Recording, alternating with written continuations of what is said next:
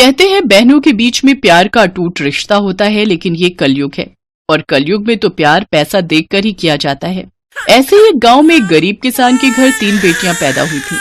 किसान ने तीनों का नाम रितु, राखी और रीना रखा था। लेकिन तीनों बेटियां जब 18 साल की हो गईं, तब वो किसान और उसकी पत्नी एक एक्सीडेंट में मारे गए। तीनों बेटियां अनाथ हो गईं। अब इस दुनिया में हमारा कोई नहीं है। पिताजी हमारे लिए कितनी मेहनत करते थे, अब हमें कौन खाना खिलाएगा, हम क्या करें।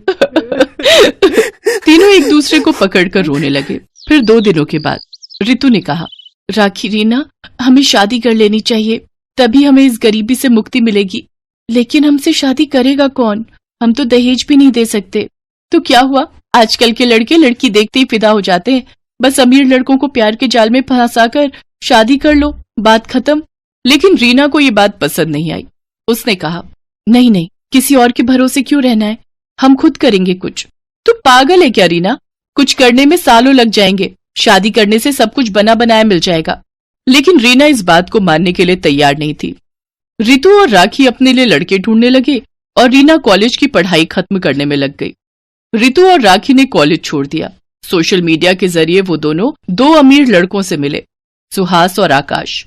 दोनों एक ही अमीर बाप के बिगड़े हुए बेटे थे। रितु और राखी ने उन दोनों को अपने प्यार के जाल में फंसा लिया और कुछ ही दिनों के अंदर उन लोगों ने शादी भी कर ली। ससुराल जाने के बाद रितु और राखी के होश उड़ गए।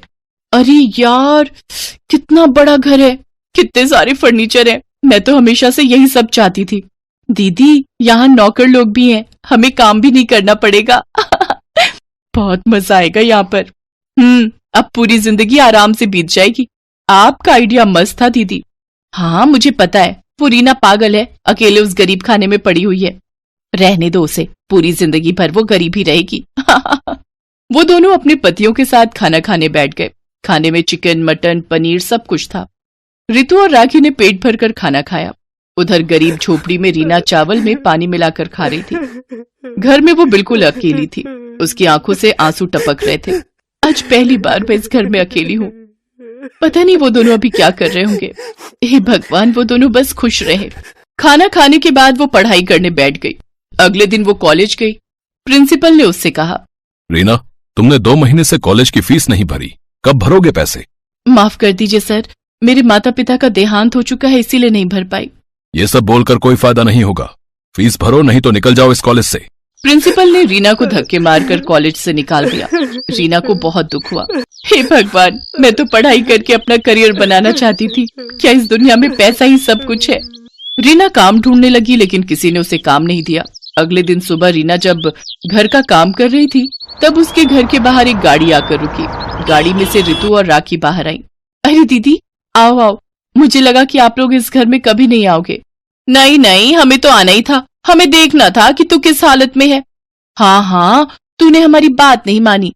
हम देख कितनी बड़ी गाड़ी में घूम रहे हैं।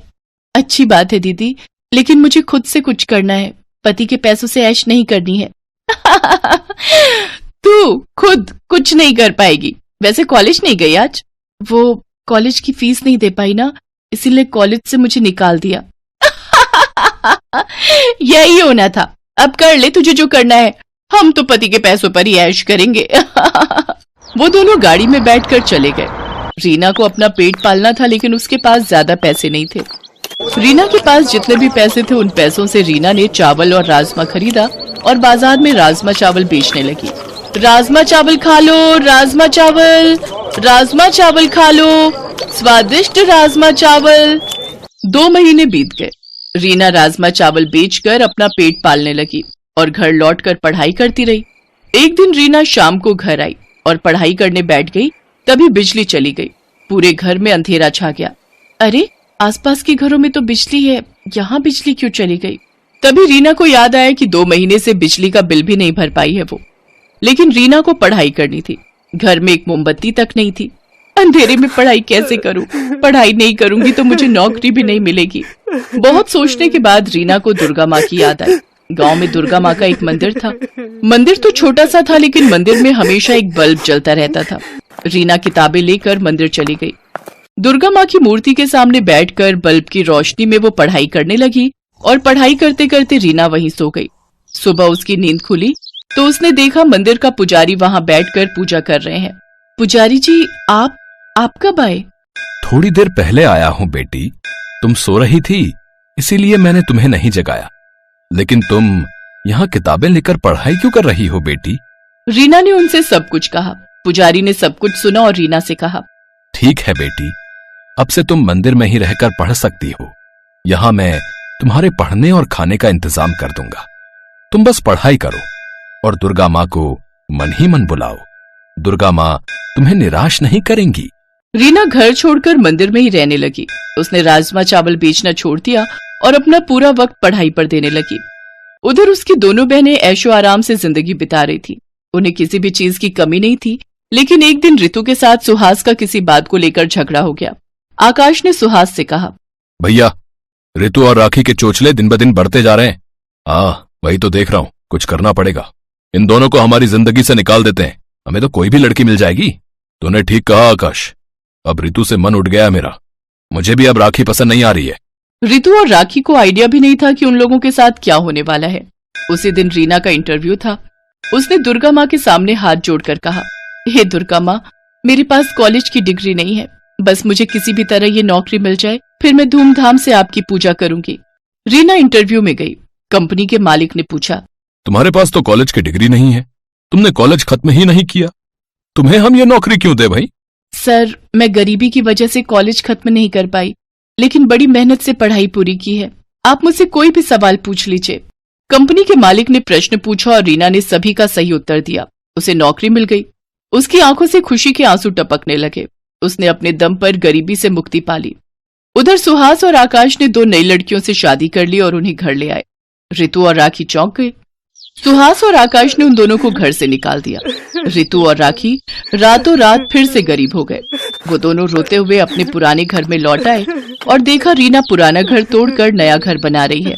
अरे दीदी, आप दोनों, क्या बात है? तुझे नौकरी मिल गई बहन। हाँ, तू सही कहती थी बहन। खुद के दम पर ही अमीर होना चाहिए। हम गलत थे। कोई बात नहीं दीदी, अब हम तीनों एक साथ रहेंगे। आप दोनों पढ़ाई शुरू कर दीजिए, बाकी मैं देख लूंगी। तीनों एक साथ रहने लगे। रितु और राखी पढ़ाई करने लगी और उन दोनों को भी नौकरी मिल गई। तीनों ने मिलकर बड़े धूमधाम से दुर्गा माँ की पूजा की और इस तरह तीनों बहनें अमीर हो गईं।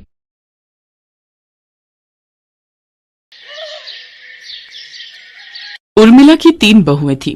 जहां उसकी 2 बहू बेहद अमीर घर से ताल्लुकात रखती थी, वहीं एक बहू बेहद गरीब घर से थी, जिस कारण न सिर्फ उन्हें सास की बल्कि दोनों अमीर बहुओं के ताने भी सुनने पड़ते थे। रोजाना की तरह गरीब बहू रसोई घर के कामों में जुटी हुई थी। सोनल बहू, अरे ओ सोनल बहू, अरे ओ सोनल की बच्ची कहाँ मर गई? आई माँ जी। हाथों में चाय लिए हुए सोनल हॉल में आती है। ये लीजिए माँ जी चाय। क्यों रे मेरी गरीब बहू, चाय बना रही थी या बीरबल की खिचड़ी? इतना वक्त लगता है? माँ जी, अब घर बाहर का सारा काम भी तो इतना है कि दिन भर कठपुतली की तरह नाचना पड़ता है। अरे मेरे जमाने में तो एक अकेली लुगाई घर भर का काम नाच नाच के कर देती थी, और तुझे काम करने में दिक्कत हो रही है।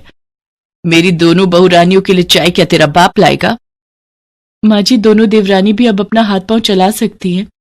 क्यों, तेरे हाथ पांव में घुन लगा है? चुपचाप जाओ चाय लेकर आ। जी माँ जी। सास की बात सुनकर सोनल रसोई घर आती है।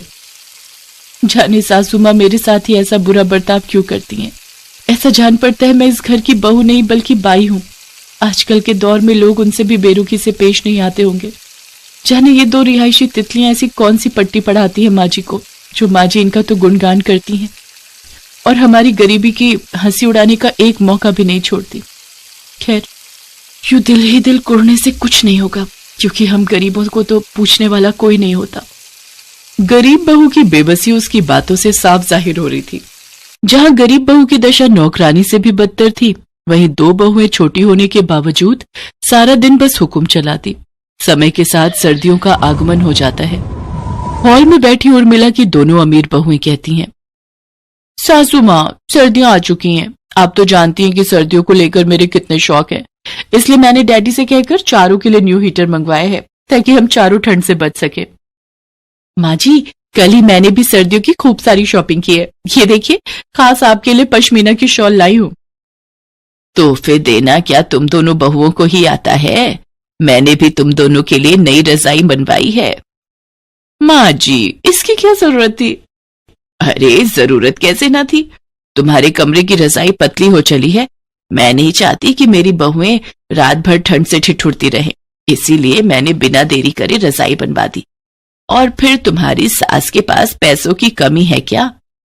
तभी सोनल उर्मिला से कहती है, माँ जी, जब आपने देवरानी जी के लिए रजाई बनवाई है तो लगे हाथ मेरे लिए भी रजाई बनवा देती। समाचार में सुनने को आ रहा है कि इस साल रिकॉर्ड तोड़ सर्दी पड़ने वाली है। ऐसे में मैं इतने दुबले पतले कंबल से कैसे काम चलाऊंगी? क्यों रे मेरी गरीब बहू, उर्मिला के पास क्या पैसों के पेड़ लगे हैं? अभी मेरा हाथ तंग है, जब कभी पैसे होंगे तब देखा जाएगा। मगर माँ जी, कुछ देर पहले तो आप कह रही थी कि आपके पास पैसा ही पैसा है। उर्मिला का गुस्सा देखकर दोनों अमीर बहुएं मौके का फायदा उठाते हुए फूट डालना शुरू कर देती हैं। इसका मतलब हमारी ये गरीब जेठानी आंखें गड़ाए बैठी रहती हैं। बात बात पर हमसे बराबरी करना जरूरी है क्या जेठानी जी? उर्वशी, तुम कोई सेलिब्रिटी नहीं हो जो मैं तुम्हारी कोई देखा देखी करूंगी। देख लीजिए माँ जी, हमारी ये गरीब जेठानी जी कहाँ का गुस्सा कहाँ उतार रही हैं। एकदम खराब बोल रही है तान्या बहू तू। चौका बर्तन करने में मेरी गरीब बहू के हाथ जवाब दे जाते हैं, मगर बोलते वक्त जबान गज भर की हो जाती है। ऐसा कहकर उर्मिला चली जाती है और तान्या कहती है, हमारी सासू माँ की गरीब बहू, तुम चाहे कितने भी पापड़ बेल लो, लेकिन तुम हमारी जगह कभी नहीं ले सकती। हमारी किस्मत कोहिनूर हीरे जैसी है और तुम उस गरीब गलीचे के समान हो जिसे देखकर लोग नाक सिकोड़ते हैं। ऐसे ही कई सप्ताह बीत जाते हैं, जिसके साथ बेतहाशा सर्दियां बढ़ जाती हैं। जहां एक ओर अमीर बहुएं गद्देदार बिछौने पर भारी भरकम रजाई में मजे से सो रही थी, वहीं बेचारी गरीब बहू को सर्दी की सारी रात उस पतले दुबले कंबल में काटनी पड़ती है।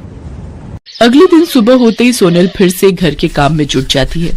इसके बाद जैसे ही वो बर्तन धोने के लिए किचन में जाती है तो ठंडे पानी से उसके हाथ कांपने लगते हैं। जिसके बाद वो अपनी सास के कमरे में जाती है, जहां पर उर्मिला रूम हीटर लगाए रजाई के अंदर बैठी होती है। तभी उर्मिला सोनल से कहती है, अरे बहू, इधर उधर क्या देख रही है? मेरे कमरे में चोरी करने का इरादा है क्या? माँ जी, मैं तो पानी गर्म करने की मशीन ढूंढ रही थी। सर्दियां बहुत बढ़ गई हैं, किचन के नल से बहुत ठंडा पानी आ रहा है, ठंडे पानी से हाथ जमने को हो रहे हैं। अच्छा, तो अब महारानी को बर्तन धोने के लिए गर्म पानी चाहिए? बिजली का बिल क्या तेरा बाप भरेगा? कोई मशीन नहीं मिलेगी, जल्दी से काम चोरी छोड़ और बर्तन धोने लग जा। इसके बाद खरी खोटी सुनाकर उर्मिला फिर से अपना पल्ला झाड़ लेती है और बेचारी गरीब बहू कड़ाके की ठंड में भी ठंडे पानी से ही काम करके गुजारा करती है। ना तो सोनल के पास स्वेटर होता है और ना ही शॉल। इसके बावजूद भी उर्मिला सोनल को ही बाजार सब्जी लेने भेजती है। लेकिन एक दिन उर्मिला की तबीयत खराब हो जाती है। उसके कराहने की आवाज सुनकर गरीब बहू जल्दी उसके कमरे में जाती है और कहती है, माँ जी क्या हुआ? आप ठीक तो हैं? अरे आपको तो बहुत तेज बुखार है। माँ जी मैं अभी आती हूँ। इसके बाद सोनल किचन में जाकर काढ़ा बनाकर लाती है और उर्मिला को पीने के लिए देती है। साथ ही उर्मिला के सर पर ठंडे पानी की पट्टियां रखना शुरू करती है। सोनल कभी उसके हाथ दबाती तो कभी उसके पैर। सारी रात बेचारी सोनल बिना झपकी लिए अपनी सास की सेवा पानी में लगी रहती है। अगले दिन दोनों बहुएं अपनी सास के कमरे में आती हैं। गुड मॉर्निंग सासू माँ। गुड मॉर्निंग सासू माँ, क्या हुआ? आपका मुंह मरीजों जैसा क्यों लग रहा है? माँ जी की तबीयत कल रात से बहुत खराब थी, उन्हें तेज बुखार था। उर्वशी चलो यहाँ से, कहीं हमें भी फ्लू न लग जाए। इसके बाद वो दोनों अमीर बहुएं वहां से चली जाती हैं और उर्मिला उनकी सारी बहानेबाजी समझ जाती है। मुझे तो लगा था तुम दोनों यहाँ मेरा हालचाल पूछने आई हो, मगर तुमने अपने तेवर दिखाई दिए। सोनल मुझे माफ कर दो, मैंने हमेशा तुम्हें गलत समझा और तुम्हारी गरीबी की हंसी उड़ाई। शायद इसी कारण भगवान ने मुझे ऐसा भुगतान दिया है। माँ जी बीती बातों को याद करके दुखी मत होइए, जो हुआ उसे भूल जाइए। सास का बर्ताव देखकर तान्या और उर्वशी का सर शर्म के मारे झुक जाता है और वो कहती हैं, जेठानी जी हमें माफ कर दीजिए, हमने आपको ताने दिए, आपकी गरीबी का मजाक उड़ाया। जेठानी जी हम दोनों को माफ कर दीजिए। ऐसा मत कहो, मैंने हमेशा तुम्हें अपनी बहनें माना है। फिर वो तीनों आपस में गले लग जाती हैं और इसके बाद सारा काम मिलजुल कर करती हैं। हेलो दोस्तों, कैसे हैं आप सब? हमारी कहानियाँ देखने के लिए हमारे चैनल को सब्सक्राइब कीजिए और हाँ, बेल आइकॉन पर क्लिक करना मत भूलिएगा।